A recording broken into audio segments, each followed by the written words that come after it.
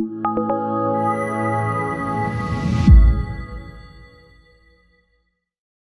Fuhrman, thank you for joining us today. You are a board-certified family physician and nutritional researcher who specializes in preventing and reversing disease through nutritional and natural methods.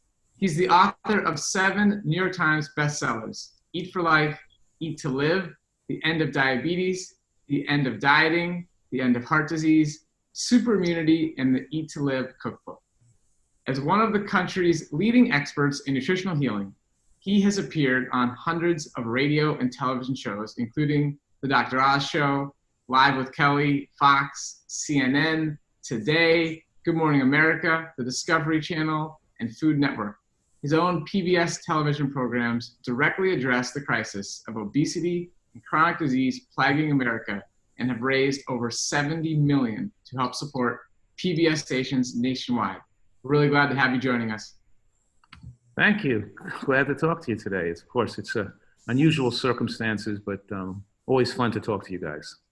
Absolutely. We love talking with you, and you've been part of the Mastering Diabetes Online Summit now for multiple years.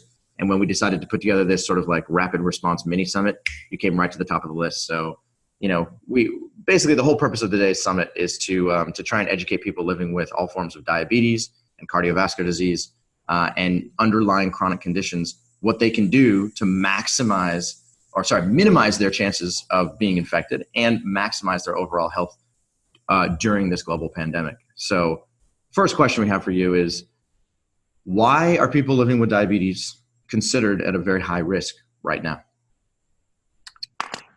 Well, first of all, I think the base point that we should start with is that being overweight is a risk factor, not just for cancer and heart disease, but being overweight is a risk factor for infection, dying of pneumonia, and the ability and a slower response of the immune system to curtail viral replications. There's even studies that show that people who are more overweight in their teenage years or young adult years have more chance of pneumonia later on in life. In other words, because we have a population of Americans consuming the wrong foods and too much foods, which then generally led to them becoming diabetic. And then we have most type 1 diabetics are still insulin resistant because they're overweight. And you have doctors prescribing an excess amount of insulin to type 1s to cover their excess consumption of refined carbohydrates and oils and things. And that leads them to then you have an overweight type 1. So the first thing is being overweight and insulin resistant suppresses immunity. Spikes of glucose in your bloodstream, even when you're not diabetic, suppress white blood cell activity.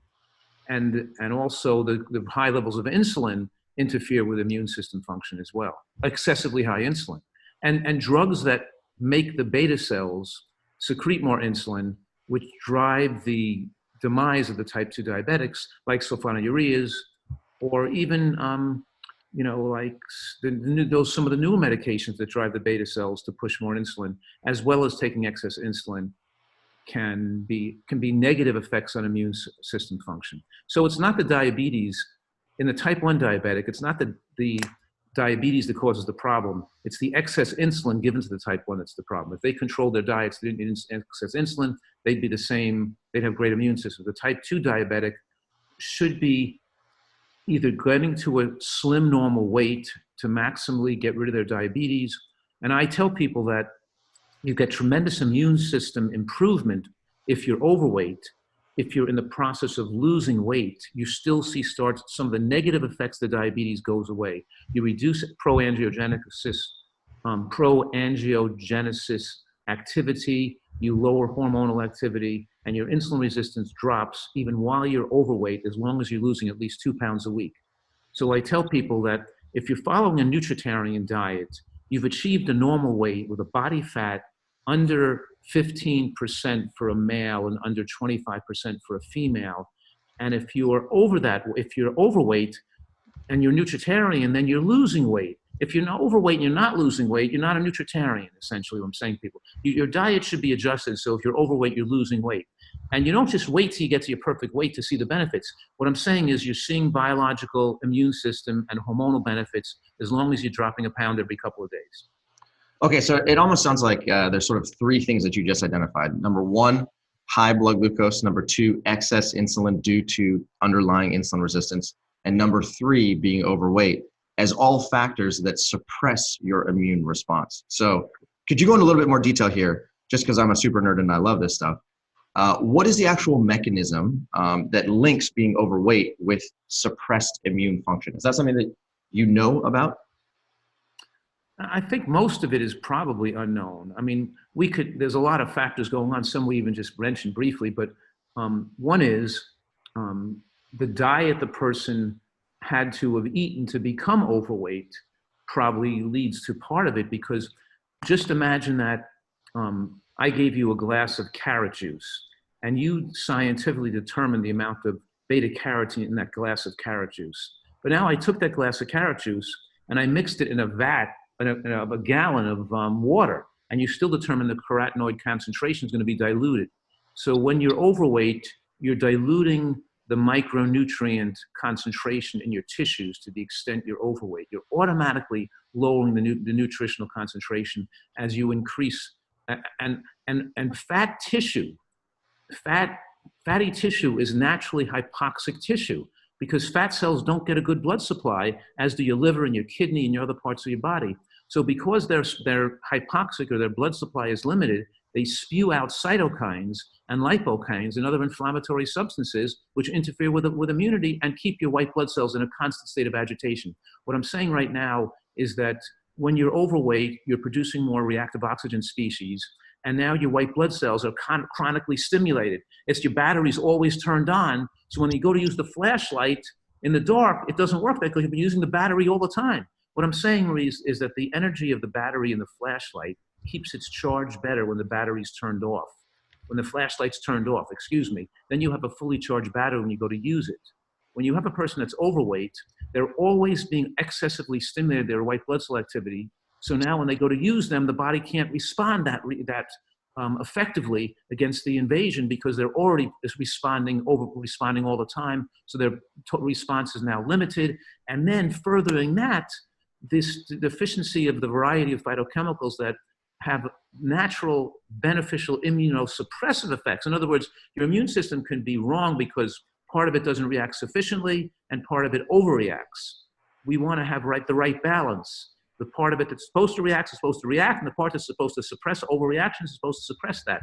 So what I'm saying right now is we can get cytokine storm, which is an excessive immune reaction causing excessive production of inflammation and mucus because of basic deficiencies in phytochemicals and excessive reactive oxygen species.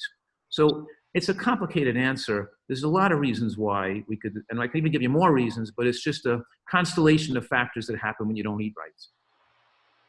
Now, we're both living with type 1 diabetes, and you mentioned that type 1s can also be at risk. So what do we have to think about in order to improve our immune function? I guess that's the whole point of what you guys do and what I do, is we don't wait till a person gets sick to try to fix their health. We do it before they get sick. Like, we don't wait to tell people to stop smoking after they get lung cancer.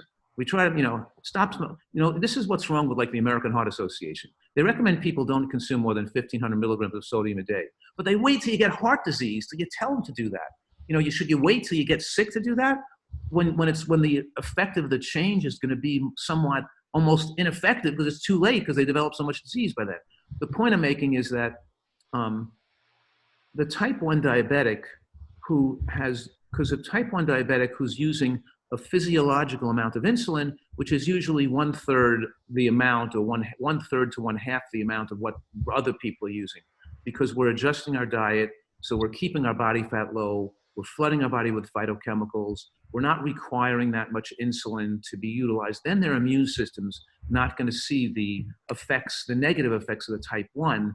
I'm saying that it's the type 1 diabetic is at increased risk because they're following the recommendations of traditional diabetologists and endocrinologists, which just tell them to take as much insulin they want to keep their glucoses controlled. And they're not saying, fix your maximum insulin you're allowed to use to this amount. In other words, let's say your insulin for your body weight and your size of a person, let's say is 20 units a day of long acting, and then maybe, 12 units of short acting. So maybe so you're somewhere, let's say 35, units of insulin is the maximum you should use each day. So if I'm determined that for you, that you shouldn't be over 35 units of insulin a day. If you ate perfectly, that's what you should be controlled. And now you have to stay with that. 35 is the top limit of your insulin use, and adjust your diet and your exercise so you don't require more than 35 units a day. That's the way we work. But the way the traditional diabetologist is, they'll give people 70 units, 80 units, 120 units of insulin, any amount to cover as long as they keep their glucose controlled. They see nothing wrong with letting the person eat anything they want, just to require more insulin, just to keep their glucose controlled, which leads to highs and lows, fluctuating immune response, suppressing the white blood cell, suppressing the immune system to make this person now more prone to cancer, accelerating heart disease, accelerating kidney disease, and of course, nerve damage. What I'm saying is all the morbidity and mortality for a type 1 is mostly due to the bad diet they're eating and the excessive use of insulin prescribed by their doctors to cover that bad way of eating. It's not from the type 1 diabetes itself. The type 1 diabetes doesn't have to cause these things if the person used the right amount of insulin and ate right. I'm actually really glad that you brought this up, because when Robbie first got diagnosed, he mentions this all the time. He says that, he goes to the doctor. The doctor never asked him a single question about what food he was eating, and basically gave him the advice of just take insulin to cover the foods that you do choose to eat in order to keep your blood glucose controlled. And he refers to it as a missed opportunity, a complete missed opportunity, because they weren't talking about the one thing that we know can be very influential in not only controlling your blood glucose in the short term, but also influencing your long-term, you're maximizing your long-term health. So when it comes to other forms of autoimmunity, such as hypothyroidism, celiac disease, type 1 diabetes is included in this. There's members of our community that are living with these conditions, and they're asking us questions. They say, well, if I'm hypothyroid and I'm technically autoimmune, does that also suppress my immune function? Is there something that I need to do above and beyond the average population in order to maximize my immune function? In other words, is chronic autoimmunity unto itself a factor in reducing your immune function? Not really, because they're mixing up the autoimmune destruction of the thyroid gland and the autoimmune destruction of the beta cells in the pancreas with an autoimmune disease like rheumatoid arthritis or ulcerative colitis, or that have chronic abnormalities and of T cells and suppressor cells and helper cell function.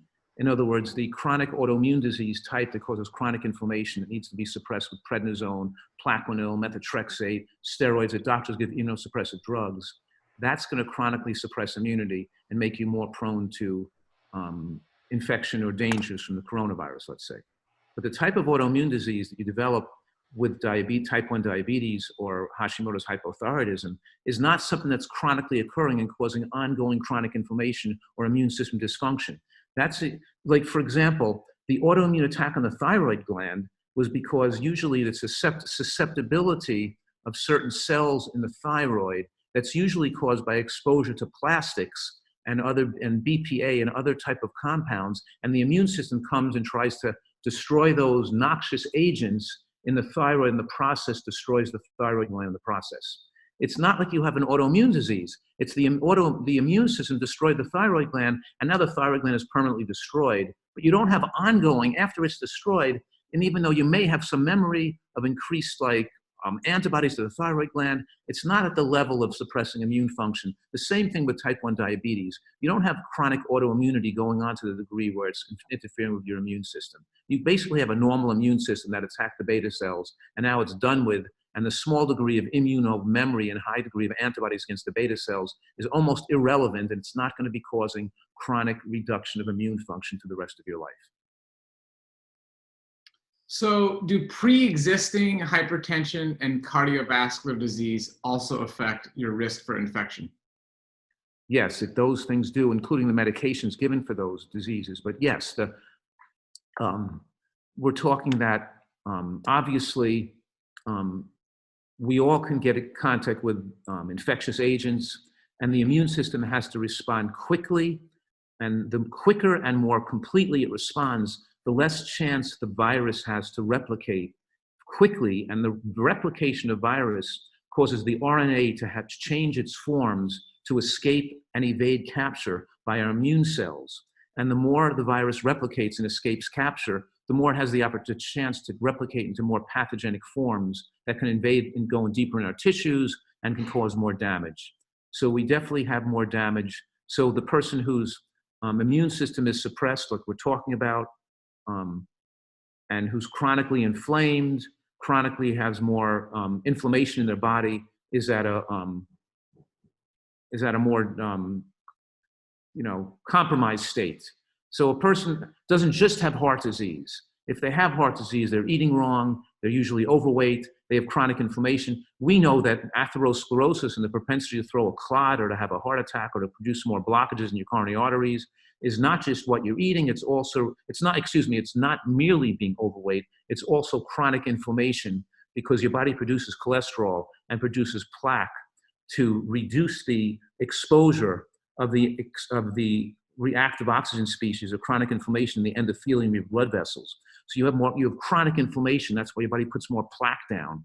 So the plaque is a sign of a diet that causes chronic inflammation in your blood vessels. So there's a lot of reasons why people have heart disease. They have less oxygenation of their tissues, and oxygenation of tissues and blood flow is very important to create infection, to prevent infection, infectious spread. They have less delivery of blood cells to the needed areas and tissues. We know, for example, a woman gives birth and you have feces and all types of material coming out in the birth canal when the baby's born, and she doesn't get an infection down there. She doesn't get infected. There's blood and there's all kinds of exposure to bacteria because there's such a good blood supply, and the blood supply and the oxygenation of those tissues prevent infection. It's areas where we don't have good blood supply, we don't have good oxygenation, we don't have good delivery of immune system cells to the area that are more prone to infection. And people with poor circulation and poor delivery of nutrients to their tissues are always going to be at increased risk. Okay, so there is a lot of talk about how coronavirus is spread from human to human. So can you give us some insight into what you know about that? The way we get coronavirus is by touching it with something that has viruses on the surface, touching another person, or touching a surface like a doorknob, and then putting our hands to our face. The point is if you don't put your hands to your face, you're going to be protected. Or if you touch that doorknob, or you touch that railing, or you touch the supermarket countertop, and you then use that Perel or something on your hands, or you don't put your hands near your face, or you're wearing gloves and you take the gloves off. In other words, as long as we protect our hands, we're not going to get sick. The whole key is protect your hands. If you protect your hands from getting particles on them, or if you touch a viral particle and you wash them or use a disinfectant and clean your hands, then you can't get coronavirus. And if you touch something that's infected with your hands, even if you're not wearing gloves and you don't put your hands to your face, you can't get coronavirus. It's not going to go from your fingers through your skin into your bloodstream. It has to pass through orifices in your face, through your eyes, your nose, or your mouth. So it's not that hard to not get coronavirus. You just have to not transmit the virus onto your face. Brilliant, brilliant, brilliant. Okay, so now there's a lot of people who are, they're self-quarantining, they're at home, they're social distancing, they're following the rules set out by their state government. And, they're at home wondering, well, what am I supposed to do, right? It's a complete break in their routine. For some people, it feels very unfamiliar. Can you give us a little bit of insight here into what are the most important lifestyle habits that people with diabetes or pre-existing heart disease can implement while they're self-quarantining? Let's get real specific here. So let's talk about number 1, food, number 2, exposure to sunlight, number 3, exercise, and number 4, sleep. Aren't those all the things we're supposed to be doing when we're not isolated? I mean, it's a valid point. Yeah. Is there anything different that a person needs to be doing now? And or if the answer is no, let's just give some basic recommendations about what they could be doing in order to maximize their immunity and really live the most, Right. Well, you guys know too that, that, for example, vitamin C from a pill or even IV isn't as effective as getting it from food, because you get the limonines and the quercetins and the other factors that make the immune system utilize these nutrients better. What I'm saying right now is that a wide variety of plant foods with these substances, with these natural substances in them, and the foods that have the most anti-cancer effects, which I identify in my nutritarian recommendations as G-bombs, right? I design a nutritarian diet to be inclusive regularly of foods that have proven anti-cancer effects. And G-bombs, B-O-M-B-S, stands for greens and beans and onions and mushrooms and berries and seeds. And I'm saying you could take quercetin in a tablet, but it's much more effective to eat your greens and your onions. They're part of the G-bombs anyway, because when you get your quercetin with the isothiocyanates and with the other factors that that make it, with the ergothioneine in mushrooms and with all these things work synergistically. So yes, you can take pills for ergothioneine and quercetin and all these things that are supposed to prevent, but by the way, quercetin and ergothioneine in mushrooms both prevent cytokine storm, because people are always saying, well, healthy people can be hurt by this disease because there are healthy people who can overreact and their lungs can get filled with fluid and they can get, I'm saying, no, that's not true. Healthy people, young healthy people and healthier people may have in history, and there may be some getting sick, but they're not super healthy. They're not the super healthy people, because if they were eating their beans and their mushrooms and if they eat their onions, they were having these foods. Those foods naturally suppress the overreaction of cytokine storm that can cause the damage in younger people. And what I'm saying right now is that onions are a great source of quercetin, but they have all these organosulfide compounds, and the green vegetables will give you a high amount of those beneficial compounds, including quercetin too. It's already in the G-bombs. And then the mushrooms give you all those beneficial factors in them, especially the ergothioneines, which also down-regulate the part of the immune system that could overreact in response to a virus. So the ergothioneine and the quercetin that we get from eating these foods prevents an excessive immune response that could cause damage in a younger person, and of course in an older person as well. So I'm suggesting that, and they're also saying with this virus that as you get older, your risk of death increases, and I'm saying our chronological age is not like our biological age. A person that's 80 could have the immune system of a 50-year-old if they're eating healthy, and a person who's 60 could have the immune system of a 90-year-old if they're not eating healthy. It's all about this dysregulation of your immune system from not taking the proper foods. So just like when we're healthy, to eating to prevent cancer, the same foods and the same diet style that lowers our risk of cancer is going to protect our immune system so it functions normally when we're ill. And right now I'm saying eat a variety of mushrooms.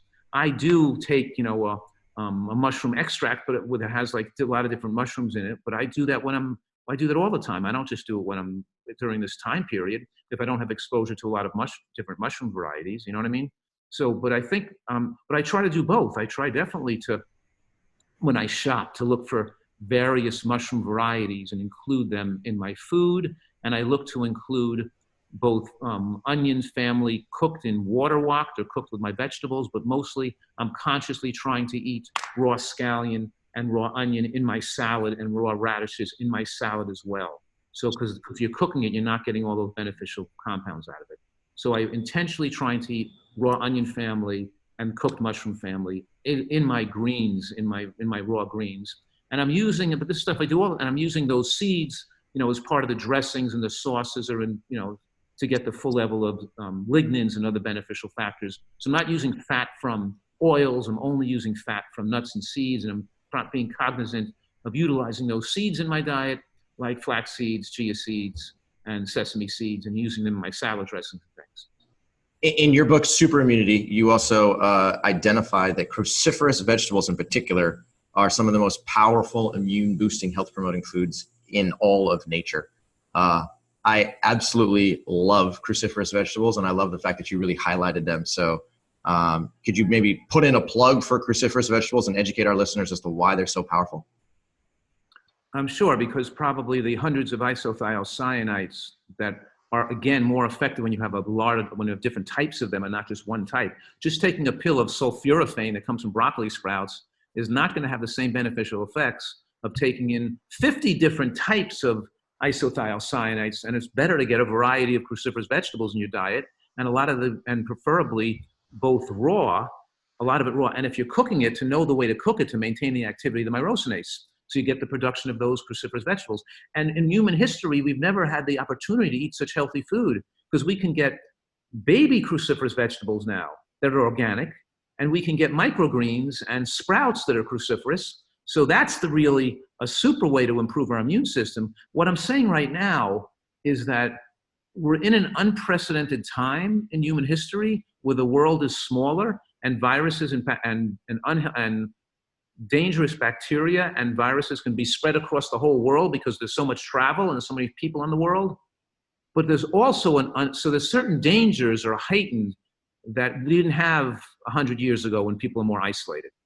But at the same time, we have better exposure to superfoods and a healthier diet than our ancestors had. Because we can eat we can eat, for example, wild blueberries all year round. We could eat microgreens and sprouts and baby kale and baby bok choy and things and pea leaves. We can eat things that that you couldn't have access to when we didn't have transportation, refrigeration methods and what we had. We know all these healthy foods. So we have the opportunity to eat a diet that's much healthier than our ancestors could have eaten. And we can eat a diet much healthier than the blue zones. So obviously the blue zones are good diets compared to the way other Americans eat, but they're not as scientifically designed to include all these beneficial substances like a nutritarian diet is. So we can improve our immune system and our lifespan over and above what the blue zones town. And we can use blood tests to ascertain if there's any deficiencies present to make sure we're not deficient in vitamin D or DHA or omega-3 or something. In other words, we can, at this one time, we can make sure our nutrient intake is a huge variety of natural plant substances. And we can also, if we need to, supplement conservatively to make sure we're not deficient in anything. So we can assure our immune system response and protect our health better than ever before. Dr. Fuhrman, I love your optimism here, and you're making me even more excited about all the great produce I can access around me. And like you said, like all around the world, people can get these amazing items year-round this day and age, which is really powerful. Now, you've mentioned a few medications that put people at an enhanced risk here. Are there any other medications you'd like to mention that increase people's risk? I think one of the medications that increase people's risks are obviously antibiotics, because you take antibiotics for viral infections, you select out for more dangerous bacteria now that live in your body, that when you have a viral plugging, you're going to have bacterial overgrowth from more pathogenic substances. So using antibiotics is obviously but proton pump inhibitors, to keep acid secretion down, we think could increase risk of infection and infection spread. So people should be eating right and eating less. They're not taking antacids and H2 blockers, and particularly the proton pump inhibitors, which actually suppress acid production. They should be eating right, and they should be eating mostly plant foods, not animal products that produce more acid, and get off their PPIs, their proton pump inhibitors.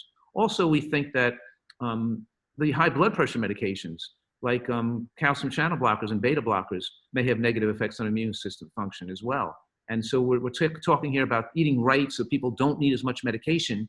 And statin drugs may be decreasing immunity as well because of their effect on weight gain and increasing and making you negative effect on glucose intolerance, making you more insulin resistant.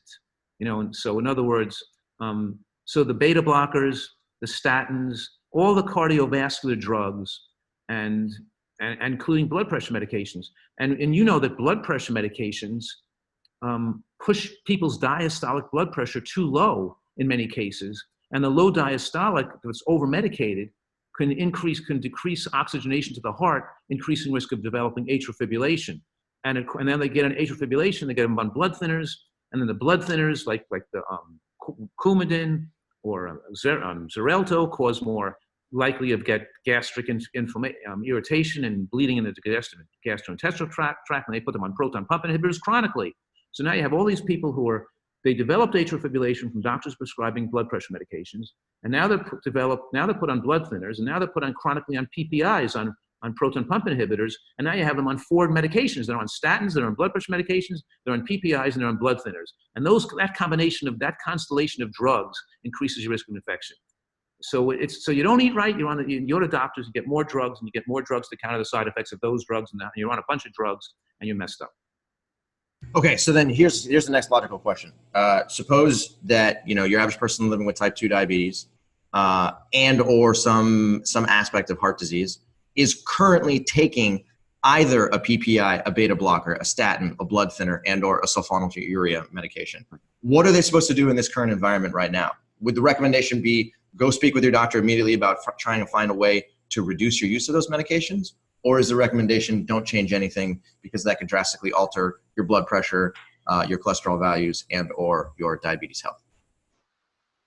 They should have stopped smoking 10 years ago. But if they're still smoking now, they should stop today. What I'm saying, that's how I'm answering your question. They should never be taking a sulfonylurea. That drug should be taken off the market. It shouldn't even be used. And medication should be stopped immediately, and they should be changing their diet so they don't need to utilize it. You know, I'm not saying all the people on insulin should stop it suddenly. That has to be cut down. That has to be reduced very gradually as they're improved, or gradually, not very gradually, but some of the blood pressure medications, they should follow their blood pressure and be careful. So what I'm saying right now, they should radically change the way they're eating. If you guys haven't convinced them sufficiently by now to change their diet, this should be more incentive and more reason for them to make the changes to get well urgently so they can get off the medications as quick as they can.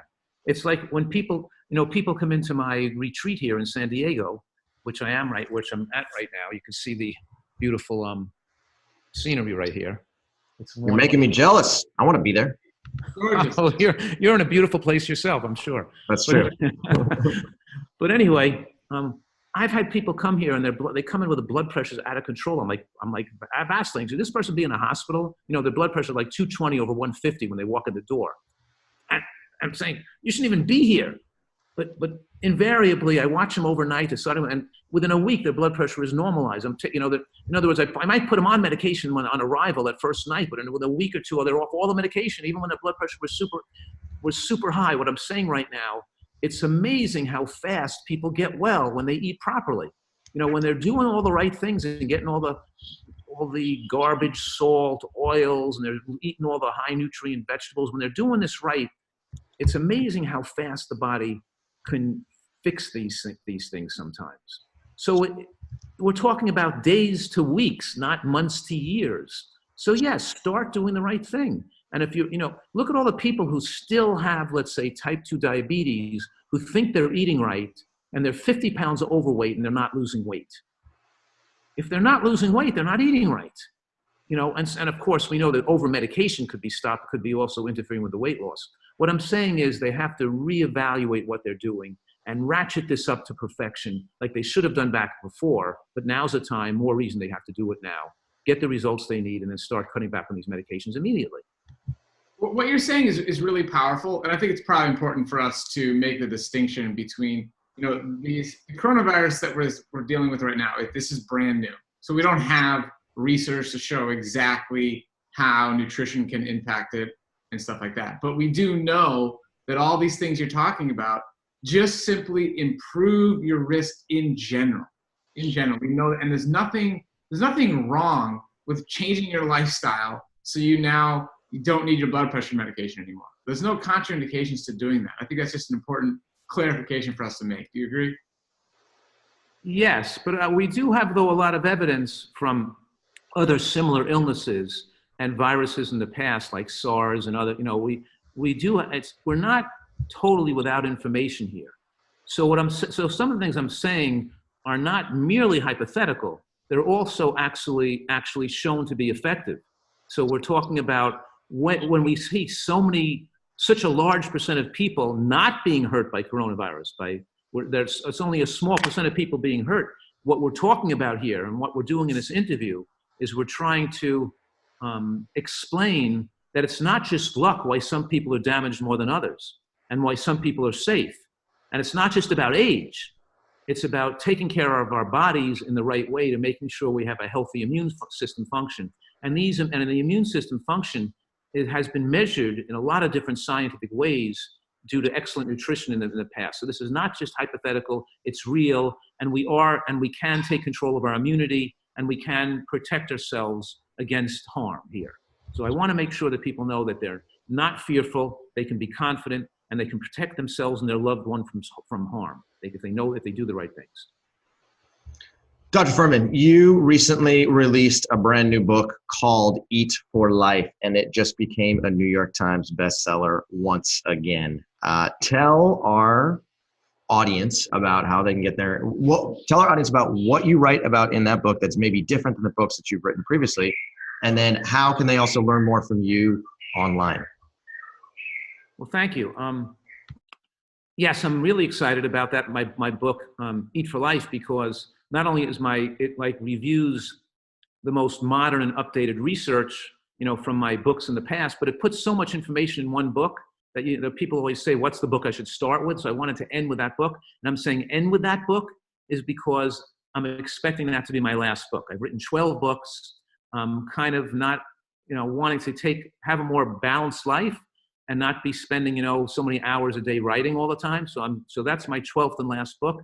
And I wanted to make it so people could start with that book if they want to really learn what my message is about, to get the most updated and comprehensive information. So it has diet plans and menus, for example, for autoimmune conditions, for this, for immune system, for reversing, heart disease, diabetes, for lowering cholesterol. In other words, for if you have cancer, it goes through all the reasons and rationales why people should eat so healthfully. And I feel it's also very motivational about why this can be the most fun way to live, a delicious way to eat, and and almost to a degree proven that you're not losing fun or pleasure in life by eating so healthfully.